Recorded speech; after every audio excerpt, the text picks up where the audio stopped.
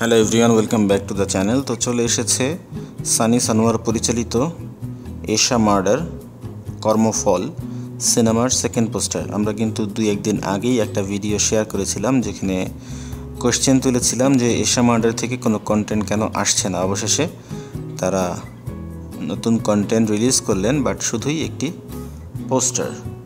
এই পোস্টারে আমরা দেখতে পাচ্ছি অভিনেত্রী বাঁধন, তিনি একটি টর্চ লাইট হাতে নিয়ে কোনো একটা কিছু দেখছেন। তার সাথে সাথে আমরা আরও দেখতে পাচ্ছি সহনায়িকা একজন মিশা সওদাগর এবং অভিনয় শিল্পী ফারুক আহমেদকে। এশা মার্ডার সিনেমাটি কপ ক্রিয়েশনের সিনেমা। এটি শুটিং হয়েছে অনেক আগেই। এটি গত বছর 2024 সালের কুরবানি ঈদে রিলিজ দেওয়ার কথা ছিল, কিন্তু পরবর্তীতে তারা তাদের সিদ্ধান্ত থেকে সরে আসে এবং 2025 সালের কুরবানি ঈদে রিলিজ দিচ্ছে। এই সিনেমা একটি সত্য ঘটনার উপর ভিত্তি করে তৈরি করা। আগেই বলেছি, ডিরেক্টর হচ্ছেন সানি সানোয়ার। সানি সানোয়ার এর আগে 2-1টি সিনেমা পরিচালনা করেছেন।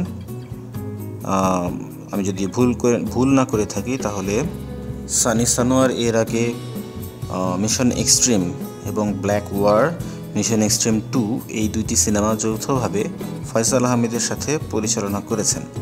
তো সেই হিসাব করলে এটি তার তৃতীয় সিনেমা যেখানে তিনি এককভাবে পরিচালনা করেছেন। এশা মার্ডারে অভিনয় করেছেন বাঁধন, আজমেরি হক বাঁধন। তিনি রিসেন্ট পাস্টে বেশ কিছু ভালো ভালো কন্টেন্টে অভিনয় করেছেন। তো এই ক্ষেত্রে সিনেমা হলে মুক্তি পেতে যাচ্ছে এশা মার্ডার। দেখা যাবে তিনি সিনেমা হলে কতটুকু পারফর্ম করতে পারেন। বাঁধন ছাড়াও এখানে সেকেন্ড লিড ক্যারেক্টার হিসাবে পূজা ক্রুজও আছেন।